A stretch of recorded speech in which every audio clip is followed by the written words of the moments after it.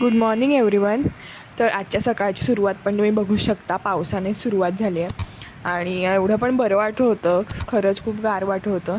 त्याच्यानंतर मी शरवायला वगैरे खेळवलं, नंतर आमटी केली, बाकी सगळं जेवण ताईने आणि माझ्या बहिणीने केलेलंच. नंतर फ्रेश झाले, आंघोळ केली आणि ते आज माझी आई शरवायला आल्याला घेत होती. दुकानात आल्यावर पहिलं ती हेच करते.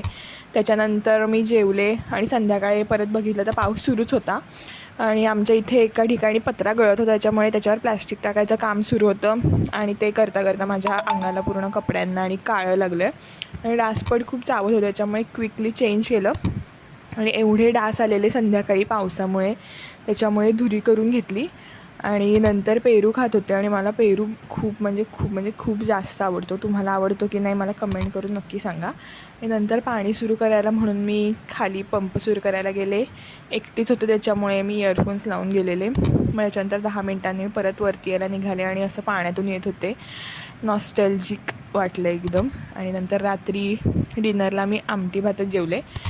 तर दॅट्स फॉर टुडे. तुम्हाला व्लॉग कसा वाटला नक्की सांगा आणि सबस्क्राईब करायला विसरू नका. बाय.